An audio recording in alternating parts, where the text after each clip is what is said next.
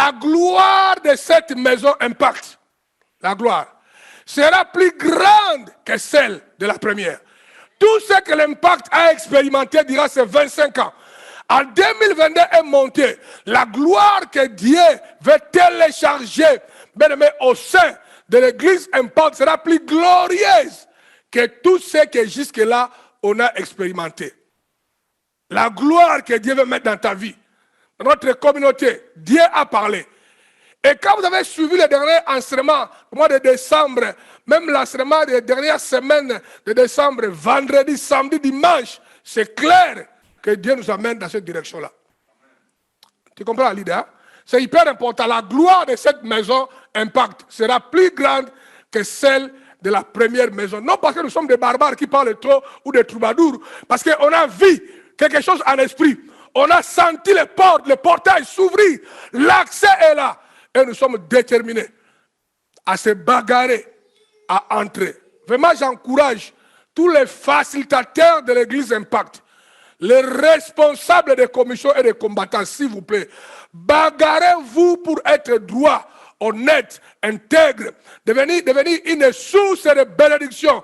Ne te mets pas dans le mal, ni dans le péché, ou dans un style de vie qui peut bloquer ce que Dieu veut nous donner. Libère-toi, que tu deviennes un canal de bénédiction, que Dieu peut se servir pour que les membres de l'Impact entrent dans leur gloire. Dites Amen. C'est hyper important. C'est là où Dieu amène l'église Impact. Dieu veut nous mettre dans la lumière.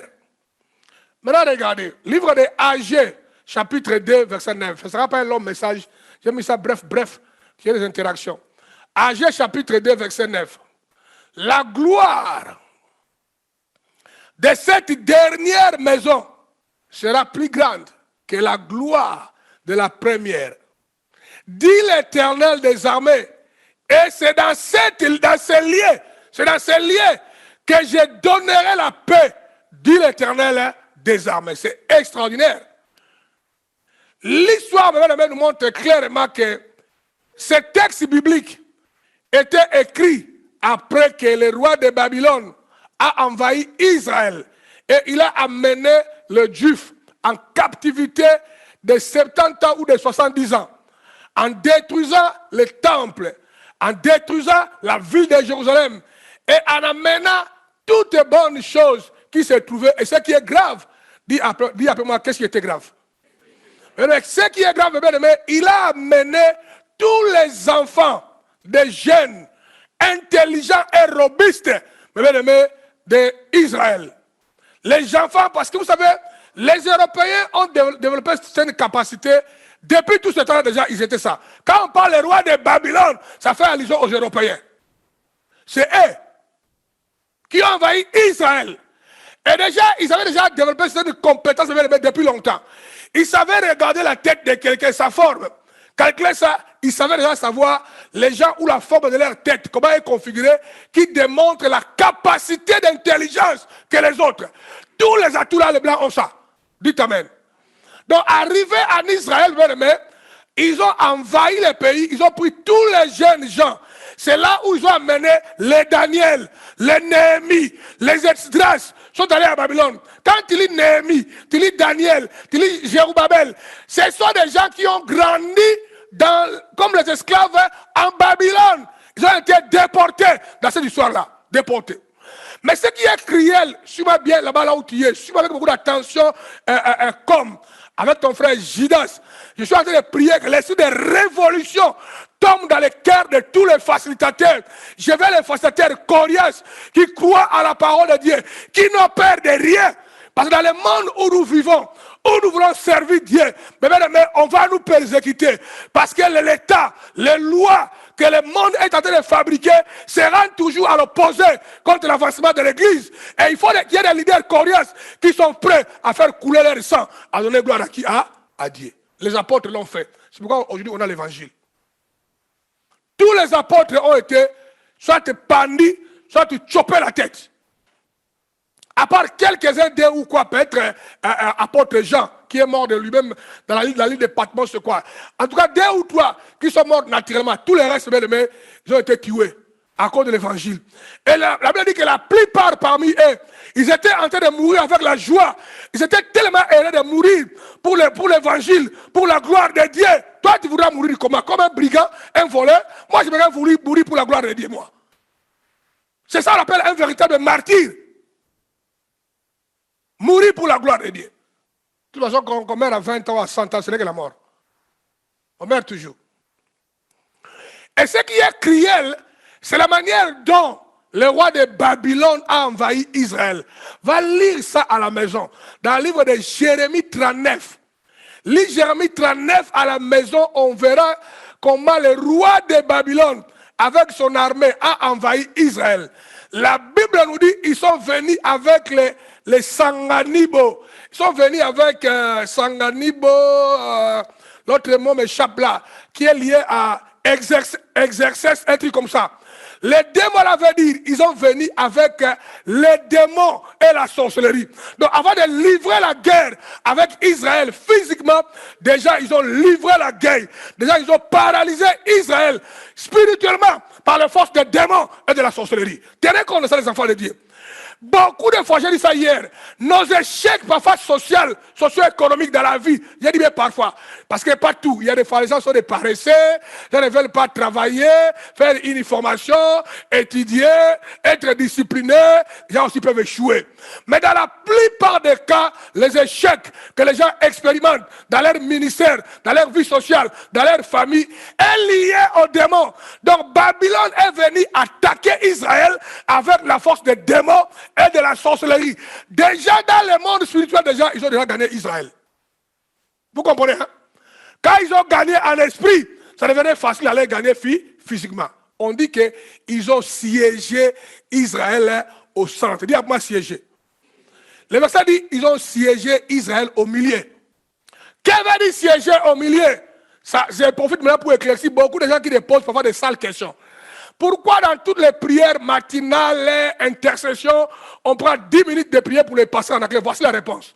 Ils ont siégé au milieu. Au milieu veut dire les piliers, les noyaux, au centre. Dans les noyaux de l'église Impact, il y a d'abord moi et mes collaborateurs postes les facilitateurs. Si le diable réussit à me siéger, à m'occuper spirituellement, tout le reste va dégringoler. Tout le monde comprend ça? On dit frapper les bergers et les bergers vont faire quoi? Se disperser. Quand ils ont siégé Israël au milieu, on dit qu'ils ont tué le roi Sédécias, qui était le visionnaire. Ils ont troué les yeux. Non, ils ont troué les yeux de Sédécias. Ils ont tué ses enfants, qui étaient les héritiers. Siégé et tué. Dans l'église Impact, écoutez-moi bien, à tout moment que le diable attaquera l'église Impact, dans la plupart des cas, laissez-moi employer encore un terme un peu cruel, le diable n'attaquera jamais de Mumboulou. Dis un peu Mumboulou. Mumboulou, c'est un terme qu'on pratique au Congo. Donc les gens qui ne pèsent rien dans la balance, les gens qui ne contribuent à rien, les gens qui n'attaquent pas le diable, les gens où même quand le diable dort, seulement ils ronflent et ils tombent dans le péché. Simple ronflement du diable, lui tombe. On les appelle les Mumboulou, les gens qui ne contribuent à rien pour le développement du royaume et de l'église. Le diable ne passera pas le temps à les embêter. Le diable vient siéger au milieu des combattants coriaces, les responsables, les jeunes gens qui sont là venus de l'église Impact. Le diable les attaquera. Tenez compte de ça.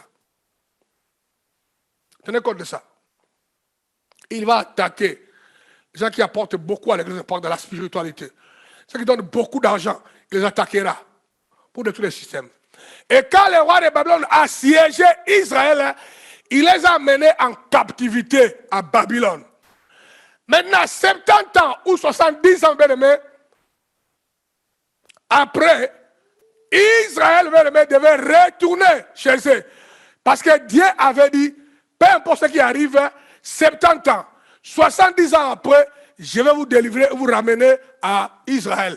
Et c'est là où Daniel a commencé à prier, où on avait bloqué ses prières pendant 21 jours. Il priait pour que la parole de Dieu libère le miracle pour que Israël retourne chez eux en Israël. Dites Amen. 70 ans après, quand ils sont rentrés de la captivité, ils ont reconstruit le temple. Ils ont aussi reconstruit Jérusalem. Mais celui-ci n'avait plus sa beauté passée. Vous savez, lorsque vous commentez les brèches, vous avez fait des arrangements, ce n'est pas beau que ce qui a été conçu réellement. Si vous voulez faire les arrangements, surtout à ce temps-là, la science était sous-développée. Maintenant, Israël se plaignait, cette maison, bon, on a commenté, mais ça n'a plus la beauté comme la beauté d'hier. Le temple d'hier était tellement belle à regarder. Les choses étaient bien placées, mais celui-ci, on a ramassé des briques en gauche, droite, des choses, ce n'est pas beau. Alors Dieu dit, même ici, même s'il n'a plus sa beauté passée, la gloire que je suis en train de déposer sur cette église sanctuaire sera incomparable par rapport à la gloire de l'ancienne église. Dieu dit, peu importe, mais la gloire, même si nous manquons une beauté apparente, mais la gloire que Dieu a envie de déposer dans ta vie, dans l'église Impact, dans le corps de Christ, dans ce temps de la fin, Dieu dit que ce sera une gloire supérieure que la gloire qu'il avait déposée dans l'église d'hier. Maintenant, regardez-moi Sophie. Si dans ta vie, Sophie, tu as déjà expérimenté les choses, où tu peux témoigner, Dieu a fait ça, je suis content. Je te garantis, ce que Dieu a envie de faire maintenant, dans les jours à venir, dans ta vie, dans ta famille, sera plus glorieuse que ce que tu n'as jamais, bien aimé, expérimenté dans ta vie. Si tu crois à ça, dites après moi, Amen. La gloire. Oh, moi, votre pasteur, j'ai vu les choses, frère. Moi, j'ai vu des choses dans ma vie, frère. J'ai vu des choses extraordinaires dans ma vie. Dieu a fait des merveilles. Mais je suis très excité parce que Dieu me dit, la gloire que je vais déverser en toi dans les jours à venir, aujourd'hui, sera différemment, sera très puissant, sera inégalable à tout ce que tu as expérimenté dans ta vie du passé. Et la parole nous dit, ce que nous sommes en train de devenir, Modeste, n'est pas encore arrivé à la manifestation. Déjà, on a vu beaucoup de choses, mais ce que Dieu veut nous donner, là où Dieu nous amène, il a dit, ce n'est pas encore arrivé. Peut-être tu vas croire, je suis béni, je me suis marié, je prospère, ma vie est Dieu dit, tu n'as pas encore vu ce que j'ai envie de faire dans ta vie. Ce n'est pas encore arrivé là où je vais l'amener. La gloire de cette dernière maison sera plus forte que la gloire d'hier. Dites Amen. Dieu dit que pour cette fin de temps, hein, à la fin de temps, avant que Jésus revienne, il va déposer une forte gloire sur nous. Ses enfants, nos familles, notre église, comme il ne l'a jamais fait dans le passé. Au point que la manifestation de cette gloire sera palpable et visible. Voilà ce que Dieu veut faire de l'église Impact. Voilà ce que Dieu a envie de faire dans les familles de la communauté Impact. Dieu a besoin de montrer la différence entre ceux qui prient, les enfants de Dieu, et ceux qui ne prient pas, les païens. Dieu veut montrer la différence entre les chrétiens charnels, non sérieux, et les chrétiens spirituels engagés et sérieux. Dieu dit, là où je suis arrivé, je vais créer la démarcation. Je vais montrer la différence. Je suis en train de télécharger ma grâce dans la vie de mes enfants comme ils n'ont jamais expérimenté. Dis après moi, je les reçois. Pour les recevoir par la foi, mon frère. C'est important. Qu'est-ce que la gloire? Qu'est-ce que la gloire? Nous voulons un peu définir la gloire. Qu'est-ce que la gloire? La gloire vient de deux mots dans le texte original. Le mot la gloire qui est écrit en français, la Bible n'a jamais été écrite en français, ni en anglais, ni en lingala. Le mot la gloire vient de deux mots dans le texte original ou dans les langues dont la Bible a été écrite. Le premier mot gloire vient d'un mot hébreu qu'on appelle kabot. Souvent les gens disent aïe kabot. Aïe kabot veut dire la gloire est bannie, la gloire a fui, la gloire est partie. Dites amen. Mais la gloire veut dire kabot. Le mot la gloire qui signifie poids. Quelqu'un dit après moi, poids. Le mot là, poids, c'est ça le mot qui est lié encore avec le mot entité. Peser en esprit. Tu pèses, tu pèses, tu as la gloire, tu as l'onction. Quand les gens disent, vous savez, il y a des langages terre à terre que les pays ont développé.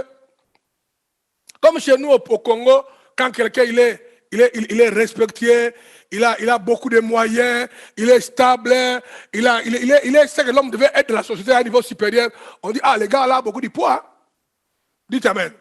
Dans le mot la gloire, c'est le mot poids. Donc tu pèses en esprit et tu pèses aussi physiquement. Dans l'apparence, tu pèses et en esprit, tu pèses. Le mot là aussi, gloire, c'est le mot doxa. Dis-moi doxa. Doxa qui signifie le perfectionnement de Dieu. Donc le télios, le perfectionnement de Dieu se manifeste dans ta vie. Le perfectionnement de Dieu. Le mot là veut dire encore la gloire de Dieu est la révélation de son être. Dieu commence à se révéler d'une façon multifacette. Qui il est, de quoi il est capable. Ça c'est le mot la gloire. Tout le monde voit ça? Donc dans ta vie, tu commences à expérimenter la puissance multidimensionnelle, multifacette de Dieu. Ça, c'est le mot gloire, la gloire de cette maison. Donc, Dieu va se manifester dans ta vie, dans ta famille, dans notre église, d'une façon multifacette. On va découvrir les dimensions de Dieu cachées qu'on ne maîtrise pas, qu'on ne connaît pas. Ça, c'est le mot gloire. Le mot la gloire. Donc, j'ai dit, la gloire de Dieu est la révélation de son être, de sa nature et de sa présence, parfois avec des manifestations et des phénomènes physiques. Les manifestations, les miracles, la guérison, les délivrances, la prospérité, les miracles surnaturels qu'on n'attendait pas. Quand la gloire de Dieu descend, toutes ces choses commencent à se manifester. Dites amen. Ça c'est la gloire. Le jour où la gloire de Dieu était sur Philippe, dis à moi Philippe, il était en train de marcher, subitement même de téléporter. Il a été téléporté, on a déposé tout près d'une route. Il a vu l'unique Éthiopien qui lisait la Bible et qui ne comprenait pas. Il a prêché. Là, c'est la gloire, les surnaturels. Là où il y a la gloire, il y a des surnaturels de façon extraordinaire. On va l'expérimenter. Les efforts humains seront réduits au maximum. Nous continuerons à travailler, mais les efforts humains, la chair va se taire beaucoup. Hein? Les efforts humains va être réduits au maximum. C'est aussi là où la Bible dit que Dieu va nous faire entrer dans son repos. Nous travaillons normalement, mais des récompenses mais va au-delà de ce qu'on investit. On saura que la gloire est venue ici. Les gens qui sont éclairés dans la Bible ont vécu ça. Même lorsque Laban était en train de dire à Jacob, Jacob ne partez pas, reste avec moi, demande-moi n'importe quel salaire, je te paierai, parce que regarde comment l'Éternel m'a fait prospérer au travers de toi. Laban savait que dans sa prospérité, il y avait un surnaturel, parce qu'il a travaillé pendant longtemps, ça n'a pas produit cela. Mais le jour où Jacob est entré dans sa maison, donc ça a accompagné Jacob, et le surnaturel a commencé à prendre place. Jacob a reconnu ça. Et dans la Bible, tu verras beaucoup de gens parler de ça, que Dieu m'a béni au travers de toi. Dans cet enseignement aussi, on verra encore ça, un texte qui parle de ça. C'est extraordinaire, là où la gloire descend. Maintenant, regardez. Quand la gloire se manifeste, cela est toujours accompagné de manifestations extérieures, telles que la connaissance de la Bible et des choses. Vous savez, la connaissance, quand tu es béni par Dieu, n'est pas seulement pour parler en langue. Non. Vous savez, je disais à quelqu'un, fais attention avec moi. Moi, je ne connais pas. Si tu m'amènes là où un système fonctionne, que ce soit mathématique, soit ça physique, n'importe quel domaine de la vie, amène-moi seulement là-bas. Si je regarde ça, je viens de regarder ça, on sort. Si tu me ramènes là-bas, là où les choses sont sophistiquées, tout ça, si tu me ramènes dans une causerie et que tu me donnes des théories qui n'est pas conforme, qui violent ça, je dis non, tu dis des bêtises, ça ne fonctionnera jamais. Je peux te dire que ce que tu dis là n'est pas logique, laisse tomber. Parce que Dieu m'a doté d'une intelligence de lire les choses, d'identifier. Même si c'est la mathématique, la physique. Mais quand tu violes les choses, tu dis que la logique là ne doit jamais fonctionner. Dieu m'a fait cette grâce-là. Quand tu es intelligent spirituellement, ça élargit même tes compétences intellectuelles, physiques. Donc là où il y a la gloire de Dieu, il y a la manifestation toujours extérieure. Telle que la connaissance, la révélation de Dieu, hein, au niveau de la parole et dans notre domaine de la vie. La créativité, beaucoup parmi vous, vous voulez faire des business, mais vous faites tout ce que vous faites là, ça échoue. Vous manquez la créativité. Vous recopiez, l'autre là maintenant est en train de ramasser les électroniques ISE. Ici en Europe, il envoie ça en Afrique, on vend et on gagne de l'argent. Toi aussi tu vas faire ça, tu vas copier. Et à ton tour, ça ne marche pas. Pourquoi ne pas aller prier Dieu? Quand la gloire arrive, la créativité, tu vas commencer à voir les choses que les gens ne voient pas. Toi, tu verras ça. Et quand tu mettras ça dans les marchés, ça fonctionne. Dites amen. Quand la gloire arrive, il y a la créativité. Même par rapport à ton travail ministériel, Dieu te révélera des choses. Il y a la créativité. Il y a la stabilité. Regarde-toi, ça fait longtemps que tu es instable. Même votre couple est instable. Ta famille est instable. Tes finances sont instables. Même ta foi est instable. Dans beaucoup de domaines de ta vie, les choses sont dans les fils comme ça. Instables. Tu as besoin de doxa. Tu as besoin de kabod. La gloire de Dieu se manifeste. Dieu libère une portion de tout ce qu'il possède dans ta vie. Dans l'église Impact, ça va régler les pommes là. La gloire. Il y aura la prospérité, les finances, les affaires tourneront bien. L'argent viendra. Tu épargneras.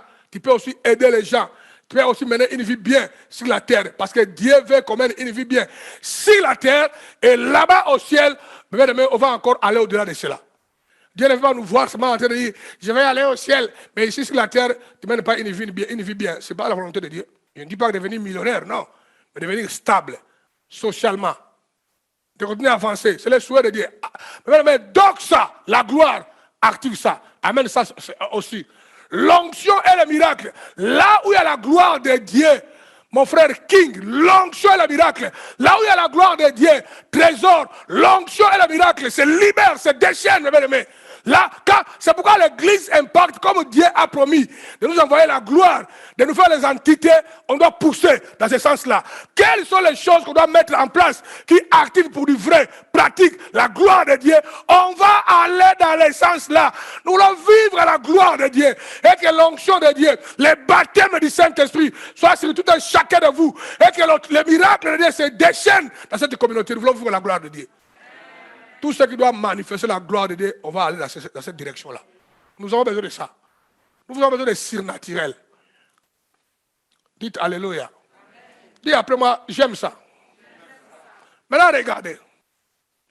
En nous déclarant entité, c'est ce que Dieu a envie de faire au milieu de l'église Impact et aussi au travers des corps de Christ. Quand il a dit, je fais de vous les entités, il lui a dit que non, je vais libérer la gloire au travers de vous. Point 2. Pourquoi a-t-on besoin de cette manifestation de la gloire? Pourquoi Ngalaïel a besoin de la gloire de Dieu? Tu en as besoin, Ngalaïel, même dans ton métier que tu veux aller accomplir. La gloire, on a besoin de ça. Pourquoi a-t-on besoin de la gloire de Dieu? Parce qu'il y a une forte conspiration dans les camps du diable contre l'église. C'est pourquoi nous avons besoin de kabod, le poids spirituel, entité, la gloire. Parce que quand la gloire arrive, on va peser en esprit. On devient les vraies entités. L'onction est là. Toutes les conspirations de Satan, on va les briser, on va les maudire, on va les résister, on va les chasser. Tous les plans sur tes enfants, sur ta famille, sur votre mariage, tu vas les résister. Parce que le doxa est avec toi, le kabod est avec toi, le poids est avec toi. Le diable ne touchera pas à ce qui t'appartient. Parce que tu as le poids, tu as le kabod, tu as le doxa. C'est pourquoi on a besoin de ça, Roselyne. Pourquoi, on a besoin de ça? Pour nous aider à bâtir l'église sur les sommets des montagnes, afin que les nations viennent pour expérimenter la gloire. On a envie de bâtir l'église sur les sommets des montagnes. Et quand les gens du monde viennent vers nous, ils doivent se poser la question, mais qu'est-ce qu'il y a avec toi, Chara? Il y a un truc en toi surnaturel. Ils doivent palper la gloire, ils doivent palper les surnaturels pour que les nations, au travail, là où tu travailles, à l'école, les gens viennent se poser des questions. Mais qu'est-ce qu'il y a avec toi, Roselyne? Qu'est-ce qu'il y a avec toi, Modeste? Qu'est-ce qu'il y a avec toi, Anne-Gaël? Ils doivent voir à nous la gloire, les Kabod et les Doxa. Maintenant, regardez. Ésaïe chapitre 2, verset 2. Il arrivera à la fin des jours. Dis à la fin des jours. Tout le monde regarde au tableau, hein, s'il vous plaît, regardez. Il arrivera à la fin des jours, c'est ça, hein? Là, regardez les enfants de Dieu, alléluia. La gloire de cette dernière maison sera plus grande que celle de la première, dit l'Éternel des armées. Et c'est dans cette lieu que je donnerai la paix, dit l'Éternel des armées. Tout le monde a vu ça? Donc Dieu veut libérer, mes bien-aimés, la gloire, l'onction dans la dernière église qui entre pour amener les choses à l'achèvement, que Jésus revienne. Avant que Jésus revienne, on doit expérimenter les manifestations de la gloire avant le temps de la fin. Or, nous vivons le temps de la fin. Il arrivera à la fin du jour que la montagne de la maison de l'Éternel, donc cela fait allusion à l'église, sera bâtie sur les sommets des montagnes. Mais on ne restera plus dans l'obscurité où les gens ne nous connaissent pas. Les gens nous voient comme les gens des vauriens qui ne peuvent pas vivre la gloire, prospérer. Ils se cachent dans les églises de la prière. C'est pour ça que les gens nous regardent dans la plupart des cas. Mais il arrivera, nous allons être exposés sur les sommets des montagnes. Dis-moi, sommet des montagnes. Quand on parle des sommets des montagnes, il parle des gens qui ont beaucoup d'argent, les institutions puissantes comme les Nations Unies, comme les OTAN, Union africaine, des hommes riches, des entreprises. Dieu dit, là où il y a les montagnes, nous, Dieu veut nous établir sur les sommets des montagnes, la visibilité. On n'allume pas une lumière et le mettre en dessous d'une table, mais on le met au-dessus. On devient visible sur les sommets des montagnes. Et sera élevé au-dessus des collines. Et toutes les nations afflueront. On dit afflueront. Les gens, les amis, les familles vont affluer, vont venir vers toi. Ils vont poser la question, mais Makita, tu fais ça comment? Moi j'ai un problème, n'arrive pas à s'en sortir. Conseille-moi dans mes business, dans mon couple, dans ça et ça. Mais les gens afflueront. Quand les gens viendront te chercher pour te poser la question, Dieu veut libérer la gloire de Dieu pour que nous soyons établis sur les sommets des montagnes. Même les membres de ta famille sauront que, écoutez, il est l'enfant, il est jeune, mais il y a quelque chose sur lui, et surnaturel. Laissons-nous aller nous poser la question. On ne fera rien si lui n'est pas ici. Dieu veut te mettre sur les sommets des montagnes. Dieu veut te lever en termes de connaissance, de sagesse, de créativité, de prospérité, de l'autorité, de l'onction. Dieu veut te placer là-bas. Si Dieu te met sur les sommets des montagnes, tu ne seras plus caché, tu deviens visible. Les gens afflueront. On dit, la sœur Jackie qui compte là, elle a quoi? Non, bon, écoutez, allons lui poser la question. Alors, les gens chercheront à être proches de toi. Aujourd'hui, les gens te fouillent. Mais demain, eux-mêmes vont venir vers toi. Hier, j'ai reçu un pasteur de Belgique. Quand je suis venu ici, je l'ai trouvé ici en Belgique. Hier, il m'a appelé depuis longtemps, il veut me voir. J'ai dit, ok, venez au bureau aujourd'hui. Il est venu là-bas et puis j'ai trop pris soin de lui pour manger. Et c'était intéressant. Il m'a pris 2 ans de temps. Mais lorsque la gloire de Dieu, les doxa, les kabodes est sur toi, les gens viennent te poser des questions, des conseils. Ils veulent savoir, il va poser beaucoup de questions. L'une des choses qu'il m'a dit, dis-moi en la clé. Les gens tombent à l'amour. Les églises se ferment, l'église se diminue, les églises échouent.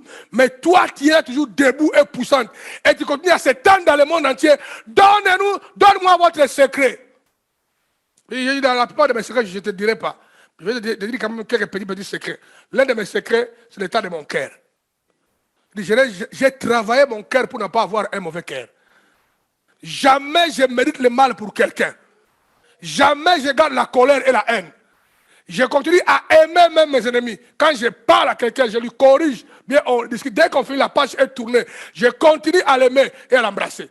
L'une des choses, c'est mon cœur. Il y en a beaucoup. C'est mon cœur qui est numéro 1. Enfin, l'une des choses, pas même numéro 1. Et la parole dit, garde ton cœur. Je dis, quand on parle du cœur, je dis, parce qu'il y a beaucoup de choses. Dans lesquelles il y a ce qu'on appelle la justice. Vous dirigez les membres de votre église, mais vous ne respectez pas leurs droits. Vous leur trichez, vous leur manipulez. C'est déjà assez pour que vous fassiez 5 pas et tomber. Moi, j'ai compris tout ça en avance.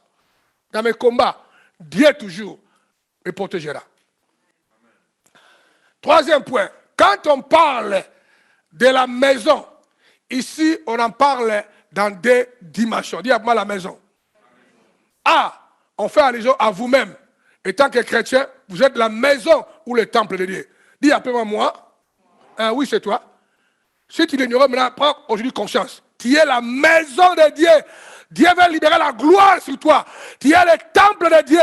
Et tu dois faire très attention à comment tu gères ton propre corps et ta vie. Tu es le temple de Dieu. Maintenant, regardez. 1 Corinthiens chapitre 6, verset 18 à 19. Fouillez l'impudicité. Quelque autre péché qu'un homme commette, ce péché est hors de son cœur. Mais celui qui se livre à l'impudicité pêche contre son propre corps. Verset 19. Ne savez-vous pas que votre corps est le temple du Saint-Esprit qui est en vous, que vous avez reçu de Dieu et que vous ne vous appartenez point à vous-même? Dis à Dieu, dis à moi, oh mon Dieu, donc ce corps-là ne m'appartient pas. Oui, ça ne t'appartient pas. Tu t'habilles de soi pourquoi ça t'appartient.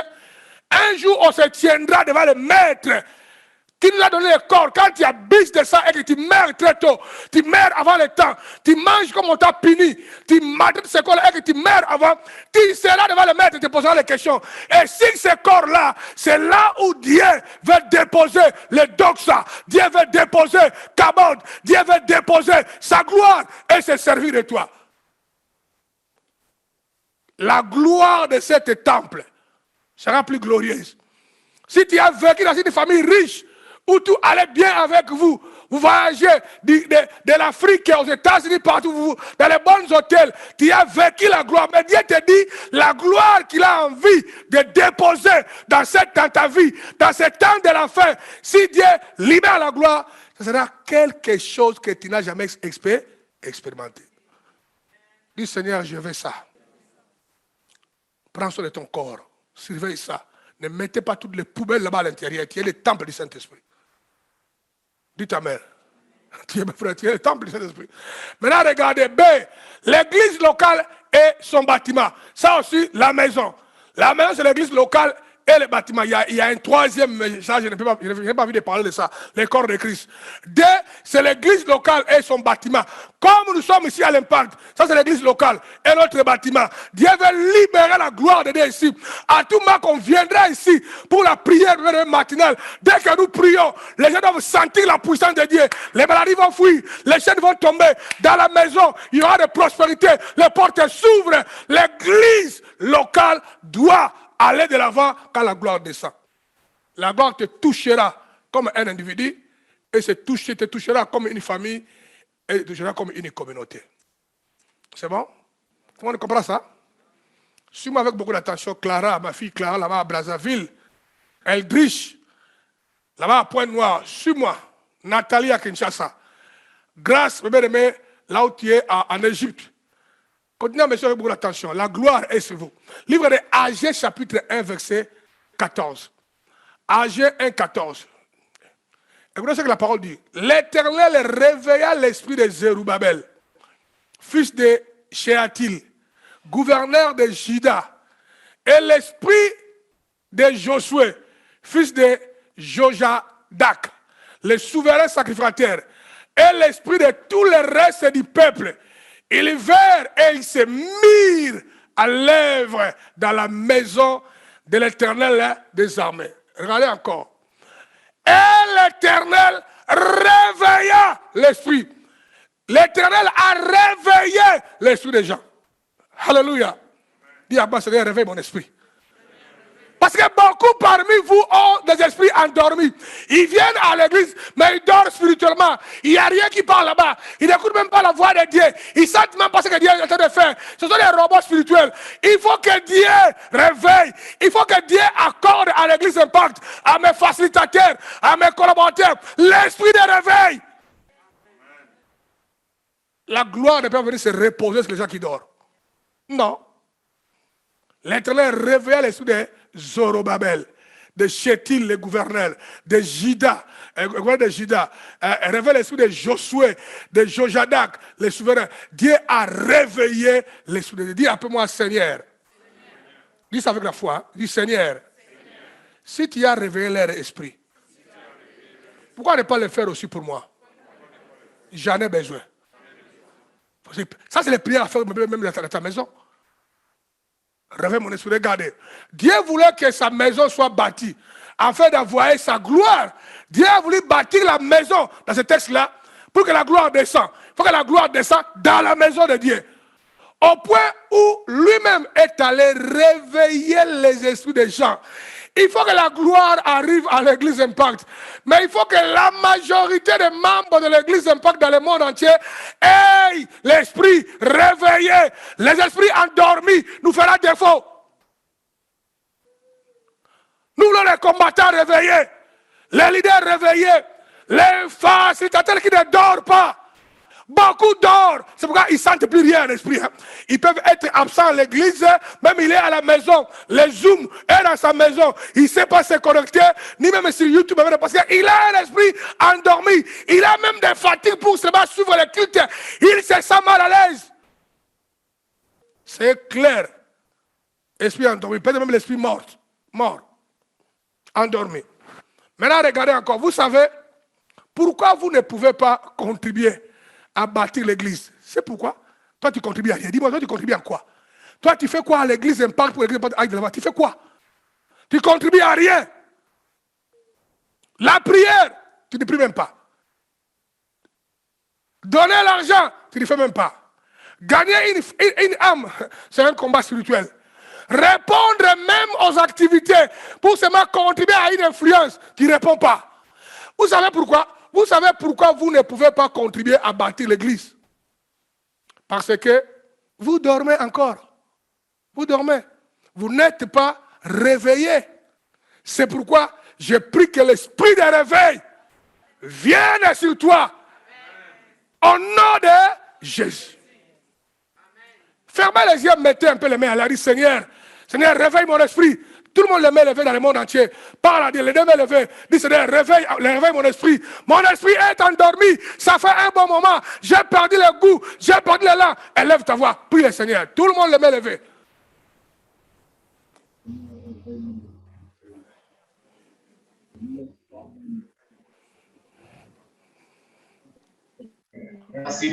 Parle dans la salle. Dans la salle, il faut prier. Parle dans la salle, prie. Dis Seigneur, réveille mon esprit. Réveille mon esprit. Réveille mon esprit au nom de Jésus. Réveille mon esprit.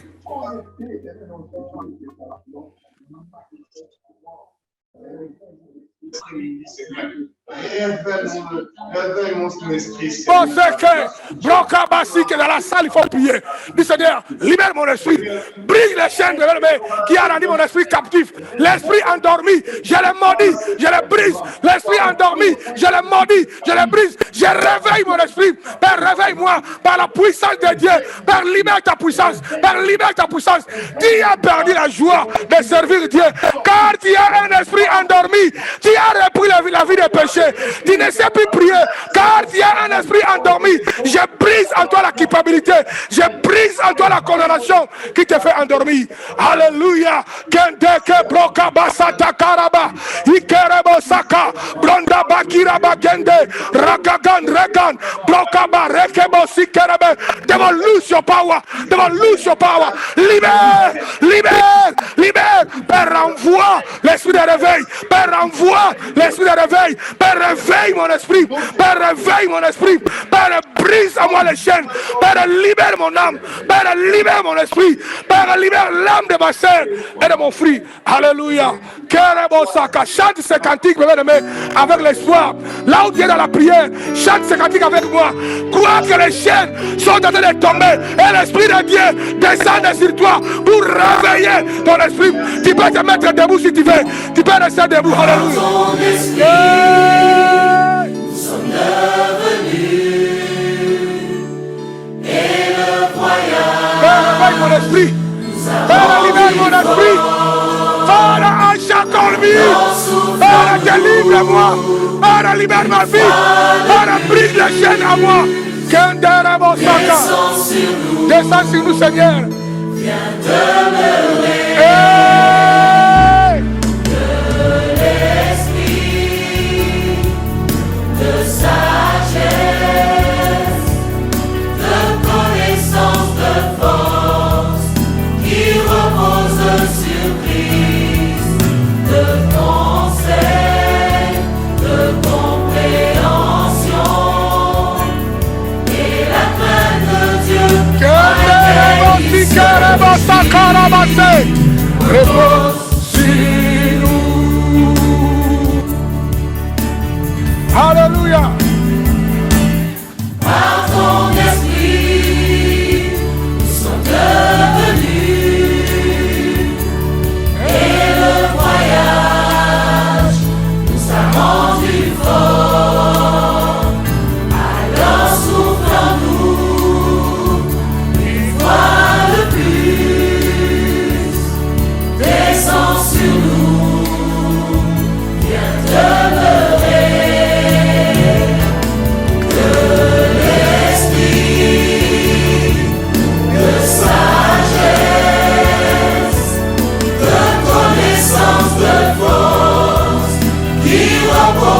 Sur Christ, de conseil, de compréhension, et la crainte de Dieu en laquelle il se réjouit, repose sur nous.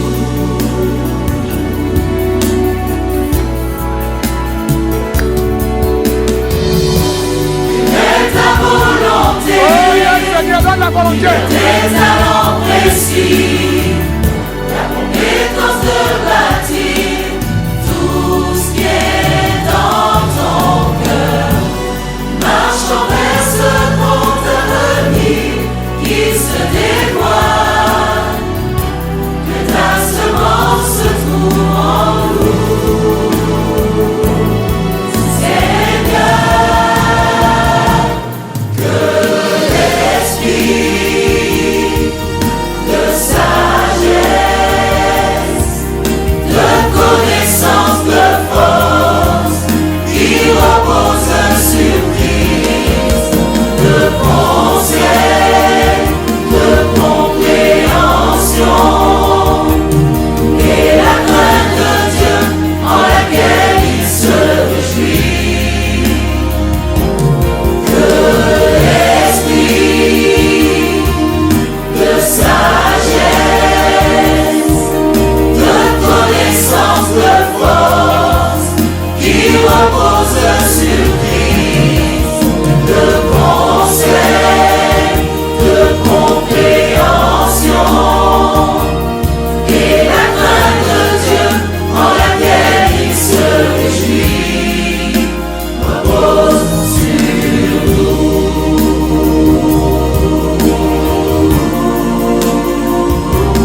et la crainte de Dieu en laquelle il se réjouit, repose sur nous.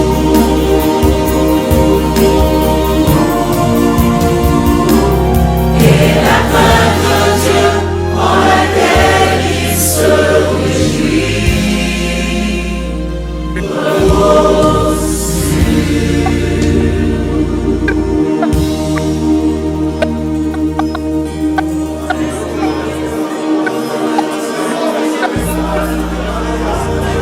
Sommeil. Brise à moi l'esprit de sommeil. Brise à moi l'esprit de sommeil et libère au sein des membres de l'église Impact l'esprit de réveil. Père, active la sémence qui est en nous. Que la sémence ne soit jamais étouffée ni endormie. Je déclare et je prophétise l'esprit de réveil dans ton esprit, l'esprit de réveil dans ton âme, l'esprit de réveil dans tous les domaines de ta vie. Dans le nom de Jésus, dans le nom de Jésus, si tu crois à ça, pousse des cris de joie, acclamons le Seigneur. Alléluia, alléluia, alléluia. Nous te célébrons, nous déclarons ta gloire, nous déclarons votre règne. Au nom de Jésus, amen. Installez-vous, on va aller faire l'effort pour achever cet enseignement-là. Maintenant, regardez les enfants de Dieu. Point 4. Comment bâtir l'église pour que la gloire vienne? Comment bâtir? Maintenant, il faut faire attention. Beaucoup de gens viennent dans les églises avec les propres philosophies du village. Ils croient que l'église doit fonctionner comme dans leur village. Non, non, non, non. Le système de Dieu est conçu par Dieu. Ça n'a rien à voir avec votre tribu, village et origine. Comment bâtir l'église de Dieu pour que les doxa, les kabodes, la gloire viennent? Nous devons persévérer dans la vérité présente. Pas de mensonges, pas de prédications mauvaises, pas de relations fausses où les gens se mentent entre eux, ils se trichent entre eux. Mais il faut que tu demeures. Nous demeurions en tant qu'une communauté, un peuple, en tant qu'individu, dans la vérité. Dis à moi, je refuse les mensonges. Il faut demeurer dans la vérité, mais pas n'importe quelle vérité, la vérité présente. Tout le monde voit ça? 2 Pierre chapitre 1 verset 12. Voilà pourquoi je prendrai soin de vous rappeler ces choses. Bien que vous les sachiez et que vous soyez affermis dans la vérité présente. Dis-moi la vérité présente. La vérité présente est vaste. Mais si nous voulons les capturer, nous voulons dire ça dans un langage terre à terre, notre vérité présente, c'est le sanctuaire de Joseph. Voilà ce que Dieu nous a dit à bâtir. Dieu nous envoie beaucoup de révélations, la connaissance à propos du sanctuaire de Joseph. Nous devons demeurer à ça et se rassurer que nous sommes en train de devenir des véritables sanctuaires pour notre propre vie, pour nos familles, pour la communauté, même pour les gens qui travaillent avec nous. Tu dois persévérer. Dites-moi, quelle est la dernière fois où tu as prié encore à Dieu, dit Seigneur, fais de moi un sanctuaire, que la nature d'un sanctuaire soit manifestée dans ma vie. Quelle est la dernière fois? Ça veut dire que sinon, tu ne persévères pas. Tu as entendu les phrases sanctuaire, sanctuaire, puis boum, c'est parti. Tu es resté la même personne, agressive à ton mari, agressive à tes enfants, agressive à tes collègues. Tu manifestes la nature de Babylone. Tu manifestes jamais la dimension du sanctuaire de Christ. Dieu nous dit, on doit persévérer dans la vérité présente. Le mot la vérité présente, c'est le mot paremi. La vérité qui est primaire maintenant dans la pensée de Dieu. Pour l'église Impact, la vérité primaire, c'est le sanctuaire que nous sommes en train de bâtir. La vérité présente. C'est la vérité dont tu les prêches, tu les déclares, mais tu les pratiques. Toute vérité que tu dis, que tu ne pratiques pas, ce n'est pas une vérité présente. Dites Amen. Regardez. 2. Nous devons développer très fort esprit Yachad. La gloire n'arrive pas là où il n'y a pas l'esprit Yachad, qu'on peut appeler l'unité. Quand dans l'église il y a des conflits, c'est pourquoi je ne cesse de vous dire que je ne veux pas entendre dans cette église deux personnes décident de faire les affaires, business, sans que moi je sois au courant. Je dois être partie prenante pour écouter les accords, conseiller, agencer. Parce que beaucoup de fois, les gens créent dans les églises les divisions à cause de la pourriture de business qu'ils ont fait en secret, sans que les pasteurs soient au courant. Quand ça tourne mal, maintenant, ça devient un problème, malaise dans l'église. Même la nuit, là, j'ai une réunion avec 3 personnes qui veulent faire le business pour leur départager, mettre les choses au clair. Comment ça doit fonctionner, signer les papiers avec moi. Quand ils vont comme ça fonctionner, je suis le garant. Si ça marche mal, je connais qui est fautif. Je vais dire, assume tes responsabilités si tu es fautif. Pas de conflits bêtes et sans intelligence. Si tu as commis une erreur, il faut assumer. L'homme est l'homme quand l'homme veille à sa parole et quand l'homme assume dans ses manquements. Tu n'es plus l'homme si tu ne veilles pas, si tu ne sais pas honorer tes paroles. Tu donnes une promesse. Je vais te rembourser à tel mois je vais te payer. Les mois là arrivent, tu n'appelles pas. Quand on t'appelle, le téléphone est fermé. Tu n'es plus un homme. Un homme veille à sa parole. Et respecte les accords et les alliances. Ça, c'est un homme. Maintenant, regardez. Nous devons développer un très fort esprit Yachad de l'unité. 2 Chroniques, chapitre 5, 12 à 14. Tous ensemble, les joueurs de trompettes et les autres musiciens se firent entendre à l'unisson pour acclamer et louer le Seigneur. Lorsqu'il se leva, ce chant, on dit là, tous comment? Tous comment? Ensemble, dans l'unité, Yachad, harmonie, tous ensemble. Les joueurs de trompettes, les autres musiciens, se firent entendre que les combattants, groupes de mariés, les intercessions, écoles fondamentales, tous ensemble à l'unisson. Pas des intérêts charnels et humains. Ça, c'est ma commission. Quelle commission? Tous sont en train de servir Dieu. Quel est ton problème? C'est ça le problème ici. Tous ensemble, les joueurs de trompettes, les autres musiciens, se firent entendre à l'unisson pour acclamer et louer le Seigneur. Lorsqu'il s'éleva, ces chants, accompagnés par les trompettes, les cymbales et les autres instruments, acclamer le Seigneur car il est bon et son amour n'a pas de fin. Un nuage, alléluia, dis après un nuage. Lorsque l'unisson, l'unité, l'esprit Yachad est activé, un nuage remplit les temples, la maison du Seigneur. Les prêtres ne purent pas reprendre leur service à cause de ce nuage, car c'était glorieuse présence du Seigneur qui remplissait les temples. C'était la gloire du Seigneur. Kabod. Donc ça, l'une des choses que tu dois veiller, avec ton esprit égoïste, avec ton esprit individualisme, avec ton esprit d'amour de soi exagéré, apprenez à traiter durement ton cœur pour que tu gardes l'harmonie avec ta femme, avec ta harmonie, avec tes parents, pour que tu gardes l'harmonie à l'église, avec ton frère. Les problèmes ne manqueront pas, mais si on est mature, on peut surmonter le mal par le bien. La Bible nous dit surmonter le mal par le bien, afin que nous gardions cette harmonie, pour que un kabod vienne au milieu de nous. La gloire arrive comme ça. Tout le monde voit ça? Jérémie chapitre 3. J'ai beaucoup aimé ce texte-là. Il faut lire ça à la maison encore. Hein? Quand le temple est fini d'être bâti par Salomon, on verra ça dans les jours à venir. Quand le temple est fini, quand les gens se sont mis dans l'unité, dans le temple physique, l'harmonie, tout comme un accord, même vision, mentalité. Dès qu'ils ont commencé à chanter, le kabod est venu.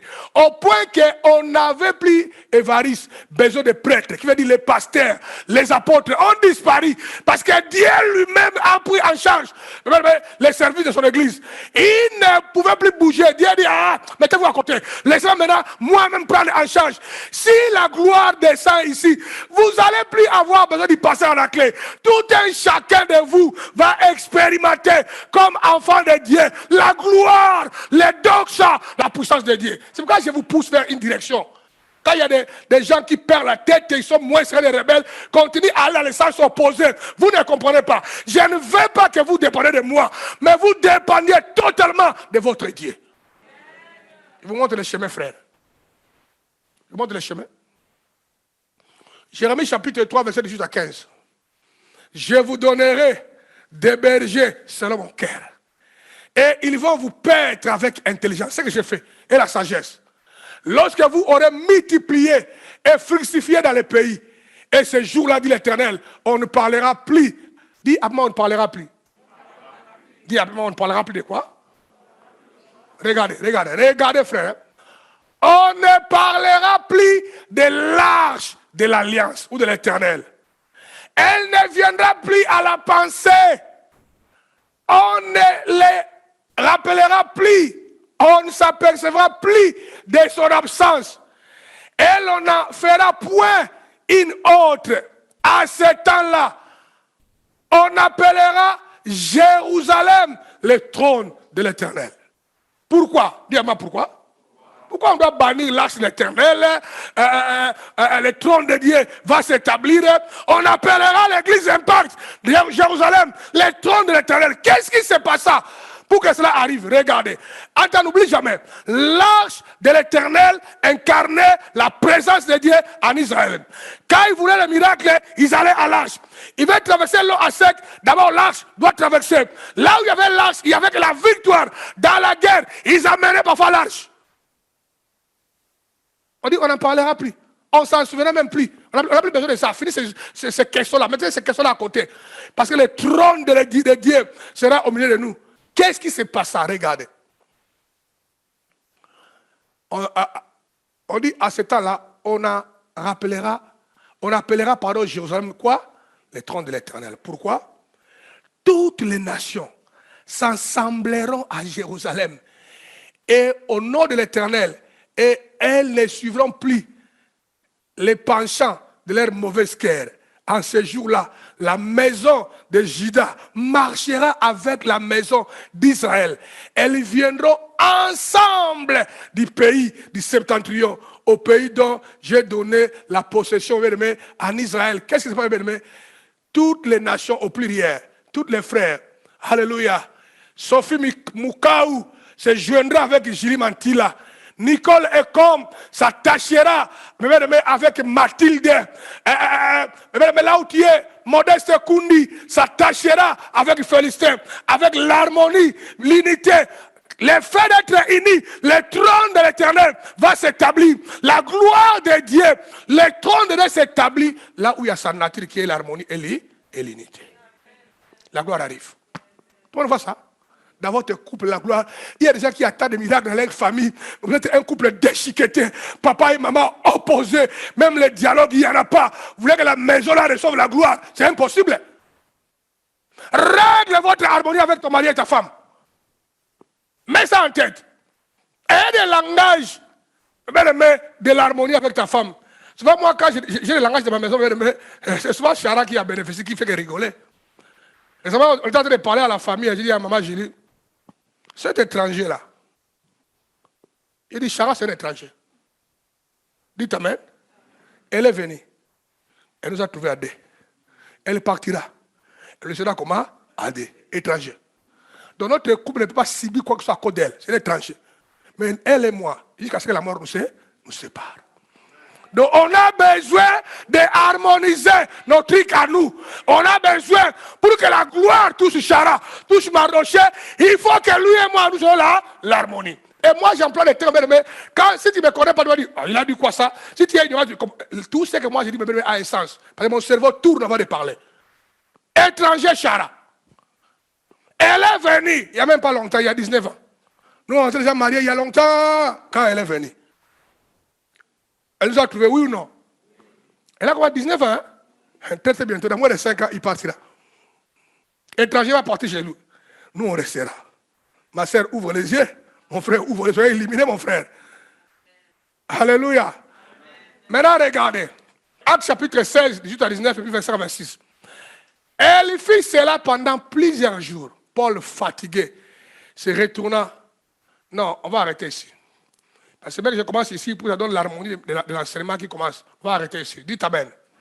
Dites alléluia. Doxa, Kabod, la gloire de Dieu. Les jours où Israël, dis après Israël, a laissé voler l'arche de l'Éternel. L'arche là dont on n'a plus besoin. Ah. L'arche était la chose qui symbolisait, qui incarnait Dieu devant le peuple. Dans l'arche, il y avait les tablettes de la loi que Moïse avait reçues. Il y avait la manne à l'intérieur. Il y avait aussi les bâtons d'Aaron. J'ai déjà expliqué ça la semaine passée ici. Mais j'ai expliqué ça dans cet enseignement. On verra ça. Quand je l'avais dit. Mais quand on est unis, l'esprit achète. Mais, mon frère, les trucs là, les questions là, on n'a plus besoin. Que Dieu garde son question. Maintenant, c'est lui-même qui viendra habiter au milieu de nous. Là, c'est la gloire est permanente. Aïe Kabod. Alors, Kabod, pardon. Un jour, cette arche-là a été volée. Tu sais comment Israël a pleuré? Ils ont mis la main sur la tête. Ils ont dit, oh mon Dieu, aïe kabod. La gloire est partie. Il y a des gens qui vivent les aïe kabod. Dans leur maison, la gloire est partie. Il n'y a que les ténèbres, aïe kabod. Maintenant, après avoir écouté cet enseignement, il faut regarder quelles sont les choses qui amènent aïe kabod dans ma vie. Ne soyez pas sage, mais à tes propres yeux. Fais-moi confiance. Obéis à chaque parole que je te dis. Je suis en train de t'amener quelque part. De toi-même, des mentalités humaines, erronées, mondaines, villageois, amène dans ta vie les aïe kabod. Regardez bien tous ceux qui m'écoutent avec sincérité. Regardez leur vie, tu verras. Regardez dans l'église au niveau global. Tous ceux qui m'écoutent, même dans ma folie, pose de la question, tu verras. Ils vont te dire des histoires, que c'est incroyable. Quand tu écoutes, je tombe là la vérité. Change ton cœur. Que l'esprit de réveil revienne sur toi. Réveille-toi. Va te réveiller, réveille-toi. Tu es trop endormi. Amen.